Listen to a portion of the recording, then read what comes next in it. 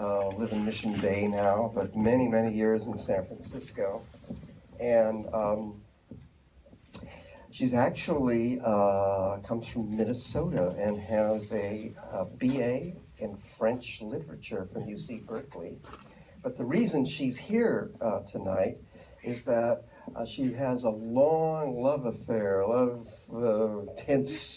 tension, affection, relationship with Cuba. And in 2013, she published her memoir, Out of Cuba, Memory of a Journey, which was also in English, and it was translated into Spanish in 2015. She's written many, many articles and essays that have appeared in all kinds of magazines, newspapers, and for a very long time.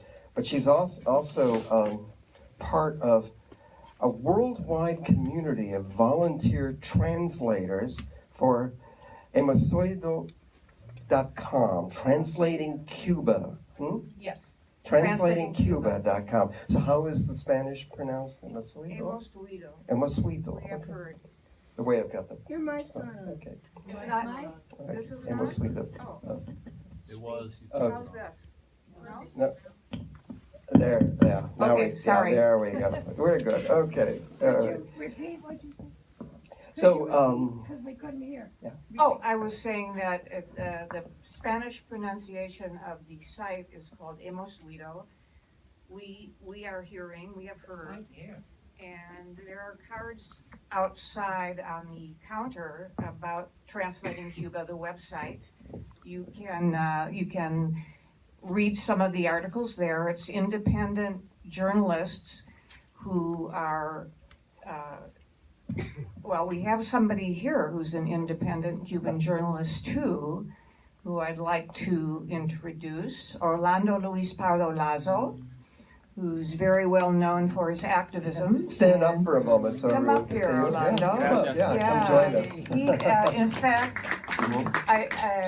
are you going to keep going with this? I'm going to get a little bit because I want to tell people that you also translate many books and articles, and most recently, the best-selling book by Amir Valle, his book Havana, Babylonia, or Prostitutas in Cuba. Prostitutes in Cuba. Havana, Babylonia, or Prostitutes in Cuba, published in 2017. And she's currently translating Los Crocodiles de Cuba, the Crocodiles of Cuba, written by biologists about the three species of crocodiles in Cuba. Reptiles. Maybe they could also do something on reptiles in Washington, D.C. Yeah, that would be good. I wouldn't have to translate that one. So, before we bring Orlando up, I thought I want to start with a little about you and how you become an expert on Cuba. How does a nice Jewish girl from Minneapolis, my hometown, become an expert on Cuba and enough in Spanish to become a translator? Well, I take issue with the word expert. I would say I'm a student of Cuba. When I was young, I was a radical revolutionary. I went to Cuba with the Venceremos Brigade in 1971. And this was a real experience for me because I had a fantasy about what the revolution was, and I got there. And I found that it was nothing like my fantasy. At that time, they were putting homosexuals in labor camps. It was clear to me that the issue of free speech was, that wasn't allowed. If you spoke out against the regime in any way, you were counter-revolutionary. That was the catchword. So that's how I started, and I evolved. My book about the journey, it's also my psychological journey, how I ended up translating dissident authors and also helping people get out of Cuba legally and helping one person defect. You also have experience in Cuba at the time the film was shot as well. Not in 1994. I thought you said 94. No. But why don't you talk a little bit about the film before we Okay. bring up Orlando and some of your impressions from you've been there many times. And I know the before history. and after. Can everybody hear me? Am I Yeah. talking Yeah. loud enough? Yeah. Okay. So, I loved this film. I thought it was really a bittersweet story. Of course, there's a shock when you find out that Candelaria is the person who is dying, because of course he's coughing through the whole thing, and he works in this cigar factory. And if you've ever been in, how many people here have been to Cuba? Great, okay. Have any of you been in a cigar factory? The Partagas, right? Well, they send them out the back door, UTC, under the table. Right, that was what he was doing, was he was ripping off cigars from the factory and selling them on the black market, which is how people survived in the special period. And in fact, some people think the special period is still going on in Cuba. There's still an active black market, which is how people survive. And I take issue with the fact in the film, I mean, you hear Fidel going on in the background about a bloqueo, what we call the embargo, they call it a blockade. That wasn't the reason they were in trouble. Exactly. Would you like to tell us why? Well, the Russians had been supporting them all these years. Exactly. And when Russia, and We that's have a what I was microphone going for to you. ask. Go ahead, there's Take a the microphone. So just repeat that. Please, why don't you stand up? Okay. Go this way. So the Russians had been supporting them all these years. That's right. And they depended on that. Yes, they had more doctors than they needed. They sent them all over the world, but they didn't have food. They depended on the Russians. So when Russia collapsed in the early 90s, that's what crossed the special period. Exactly. The embargo was an old story. Exactly. So that was what I was going to say about the movie, that I thought it was not accurate historically. I agree, and but of course, they have to say that. This is something that you have to say all the time. Just like you say, there's free health care, free education, free housing, all these reforms going on. And let's talk about the doctors for a minute. How many people think that the Cubans send doctors to other countries out of the goodness of their heart? This is one of the biggest moneymakers for the Cuban regime. It's called the Doctors Abroad Program. Yeah. And the way it works is this. The countries pay the Cuban government for the doctors. For example, Brazil might pay $5,000 a month for a doctor. Out of that, the doctor will get $80. So it's a moneymaker for the regime. And let's... So in the film, I'm wondering if, in terms of the health care shown in the film and the difficulty of their getting, what they need, how does that seem accurate in terms of your experience and over the years in terms of the access that the local Cubans have? Yeah. That's right. I mean, food is exempt. 80% of the food in Cuba comes from the United States. Food and medicine are exempt from the embargo. So why do people have so much trouble getting food? Again, it goes through a government agency. There's no such thing as an independent grocer or an independent person involved with food service being able to contract with the U.S. government. It goes through an agency called Alimport. And of course, as soon as it gets to the docks, officials rip it off, sell it on the black market. Some of it goes to the tourist hotels. Of course, the upper elite get their food. And there is a ration book. They still have a ration book, which lasts about 10 days, and then they have to scrape by somehow the rest of the time for the month, and they need to buy food on the black market. Or you'll see them bartering and trading things for services in the film. I think Orlando, am I right? This is still going on today. Well, I was going to ask you to see if we can bring Orlando up if you'd like to join us. Yeah. Orlando was living in Cuba during that time. He's been in the U.S. since 2013. And Hi. want to take So my welcome. microphone? Thank you for coming. Yeah, if you two can share the mic and I can stand aside and. thank you very much for this opportunity. In any case, Yeah, we Okay. want you over in the middle in the light there.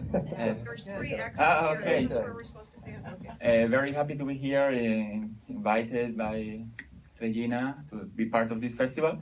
I really would love to hear more than to say. Okay. Coming from Cuba doesn't mean that I know more of the film or whatever feelings the film provoked. I would be very happy to be part of the But debate.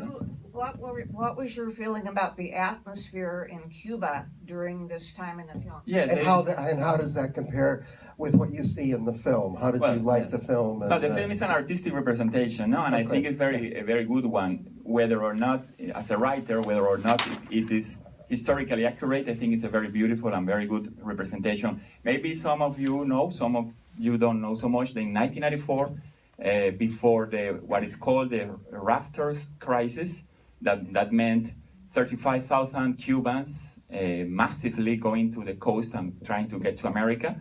American Coast Guard sending them to Panama, to some military bases, and to Guantanamo, to the naval base there, and they remained for over a year until they ultimately could come to America. So it was a very complicated climate that included protest and vandalism in the streets of Havana, no? Mainly streets of Havana.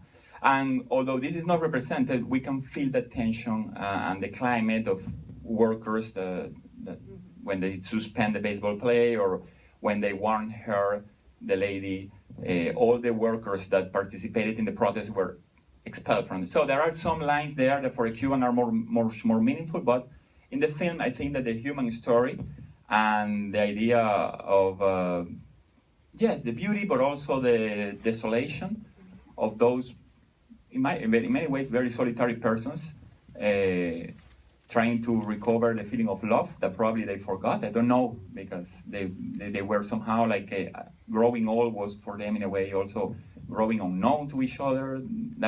Those are my feelings. No? And suddenly the recovery of that humanness, the recovery of that beauty, the recovery of that desire is in a context that was politically very, very harsh in Cuba, and where money was suddenly, after at that point 35 years of communism, money was suddenly destroying the values of a society, whether you like or not the socialist authoritarian model, but certainly the whole vision and narrative of a society was completely into crisis in that year, specifically August 1994. I appreciate your making the distinction of the socialist authoritarian model versus the democratic socialist discussion that's going on It's really in the United communist. States. It's very Socialist is very a different euphemism. thing. So, go ahead. Well, I just wanted to say that this demonstration that they were going to, where people were yelling freedom, freedom, that was called the Meliconazo. It was a very important day. It was August 5th, 1994. And it was really an uprising. People were rioting in the streets, vandalism. They sent in the army and the police to put it down. And after that, they allowed people to leave on the rafts. And like Orlando said, 35,000 people left. And after that, Clinton enacted the wet foot, dry foot policy. Does everybody know what that is? There was something called the Cuban Adjustment Act, which gave Cubans a special status if they reached the shore in the United States. After a year, they could have their status adjusted to permanent resident. And so what that meant was that if you could jump on a raft and actually set foot on the beach in Miami, you would be allowed to stay. If you didn't make it and you could be sent back by the Coast Guard. And Obama actually abolished that policy, by the way. But people are still trying to get out. You still see news articles about rafters making it to Miami. Mm-hmm. But that Meliconazo, you can look it up. It was a very important date. And of course, it was a policy, the wet foot, dry foot, was not extended to people like Haitians who were escaping terrible situations right, in but their I think countries and Haitians others. also had a special status at that time. Okay. Yeah, I think they did. Okay. In any case, do we have any questions? Please, everybody let's jump in. take the person in the back and then come back to you with the wonderful pussy hat on. I love your your That's hat. great. I was wondering if you could speak to. We're going to give you a microphone there Yes. so we can all hear the The question. lights are blinding me here. Is this fine? Yes. Could you speak to, he says they would be able to afford treatment if they had more money. And so what does that mean? Like, In the film, yeah. and the second question is, can you speak about like the weighing people to see if they are, what was that? Eating too much or something? What was that? Weighing people, you mean, to see? They were talking about if you've gained weight. Oh, right. They were just telling them they weren't healthy and they needed to gain weight. And of course, the irony was, how are we going to do that? We can't find food. Actually, I think they did have to pay for medical treatment, and they've always had to pay for medicine, and they've always had to pay for for dental work. But the treatment they were talking about, do you know anything about? In other words, what I'm saying is, free is one of these Orwellian words that they use that, like the education is free and that you don't pay money for it, but you give a year of your life to military service or social service, and really the revolution owns you. And I mean, it's only a reference, it's a line. Good that you noticed that line.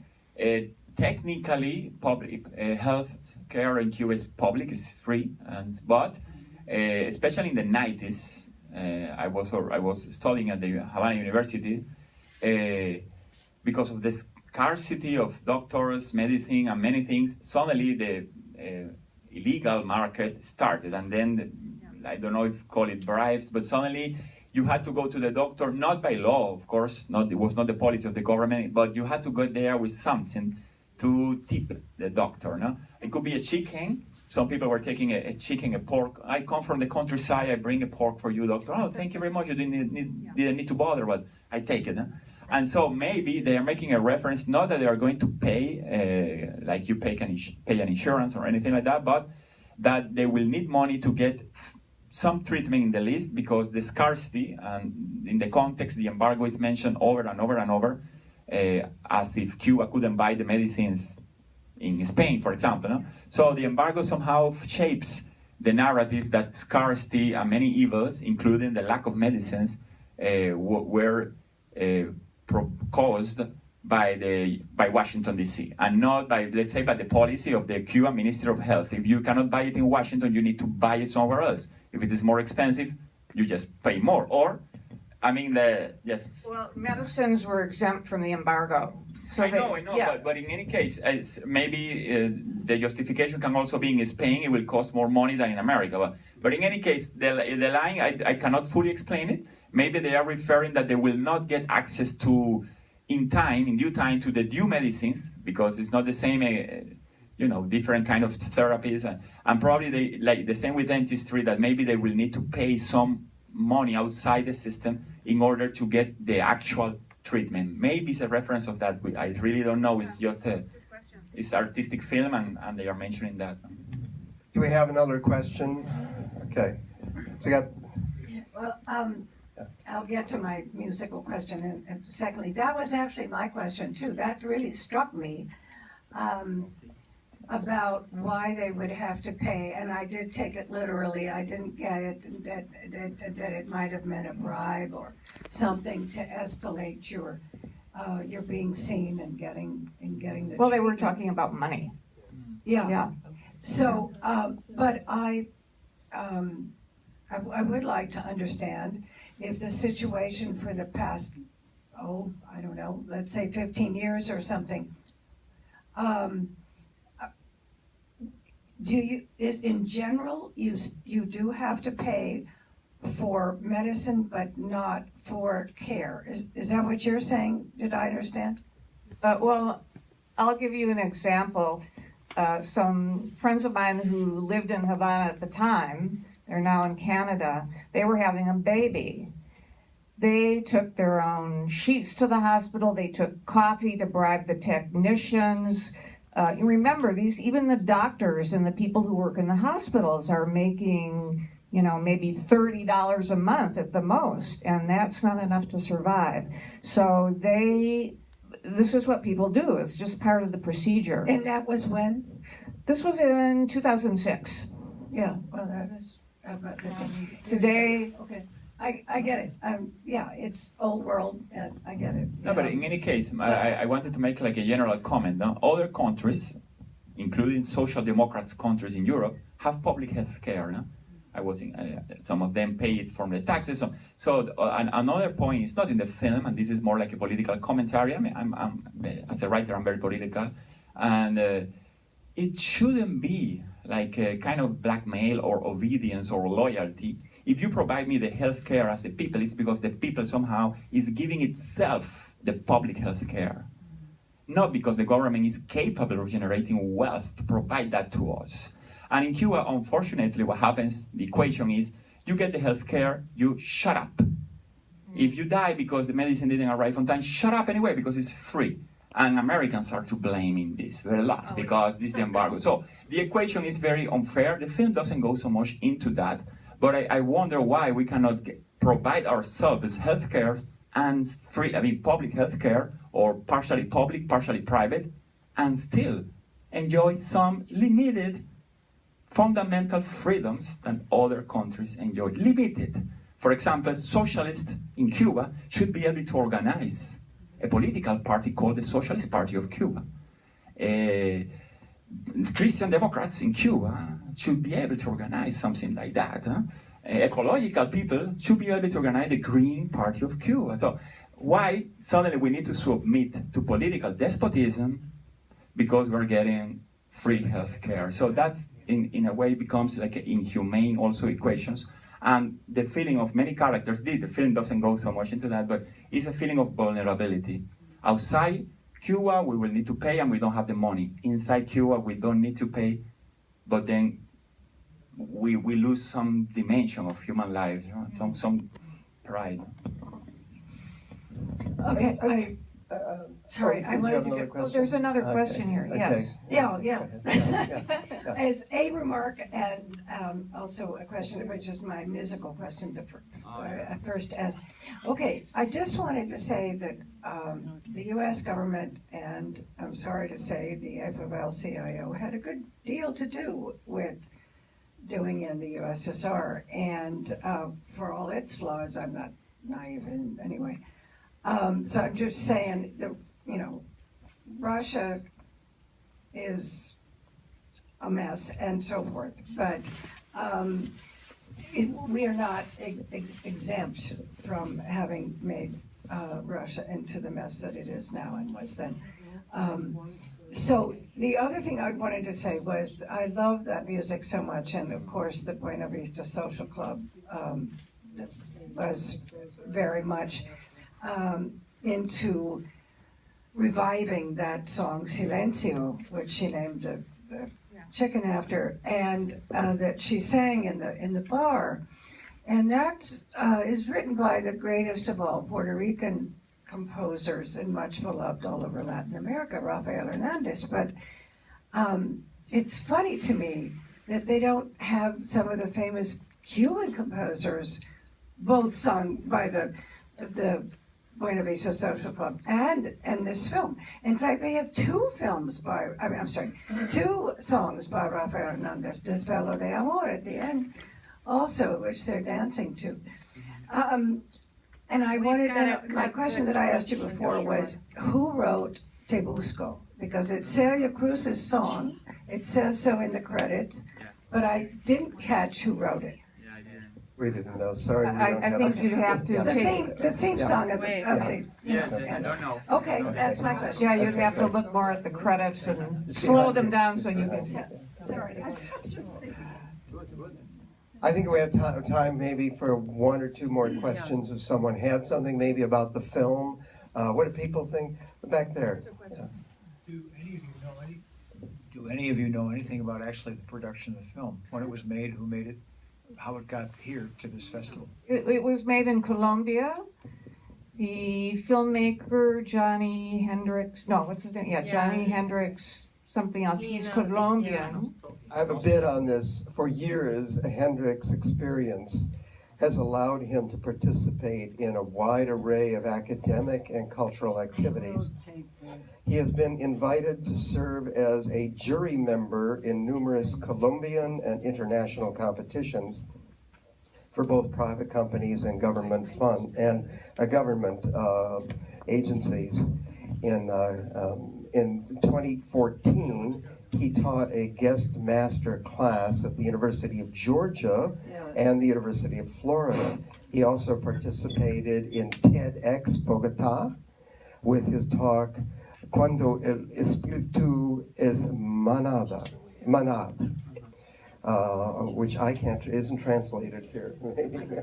Well, as I mentioned before, I'm going to interrupt for a minute to answer that question, is that I was looking, as I said before, for a French film, and I contacted the French distribution company. They had a new director, so they weren't quite familiar with what they had in the field of aging. But she recommended this film, and then we had to go and find it and contact the distributor and the filmmaker. And actually, the distributor's in Germany, and so they sent it to us. Of course, we paid for it. It's lucky that it happened like that, so that we could. I didn't know the film, and I would only want to comment that in a number of cases, when they are not just looking for stereotypes and profits and selling the American cars in the street, the rolling museum, in a number of cases, foreign producers and foreign film directors, when they approach Cuban reality with a touch of humanness and trying to look into the inside, they can grab parts of that reality that are completely invisible for censorship, but also because we're just there, or because it's not the topics that even the young filmmakers are more interested in. And suddenly, I can remember that now I will be looking more for this director, but also the film Havana Blues by Benito Zambrano, an approach to certain areas of society, and if they manage to get the permits to film in Cuba and somehow sneak that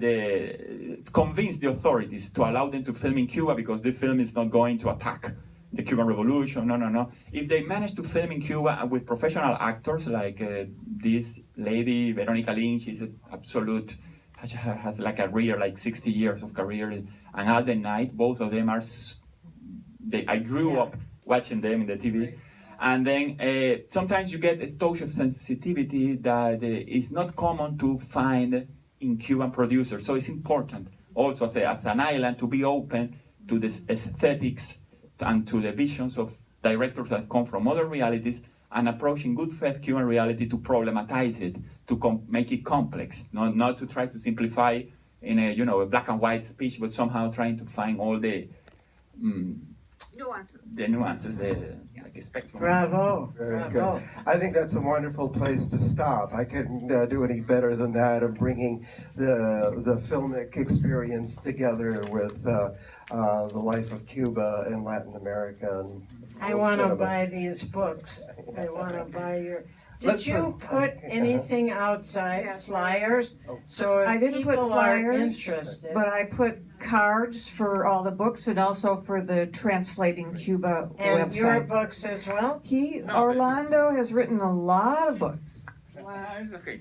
But it's about the and film today. I asked him to bring some cards, but he's being modest. Okay. So on the glass counter, as you go out, there are some small, like business-sized little cards, and each of them are from Regina and about the book she translated that I mentioned by Emir Valle, and also about the international Translating Cuba group, site. for people interested in And that. also there are envelopes outside if anybody wants to make a donation. Please make a We donation. are an all-volunteer organization, so we would appreciate that as well.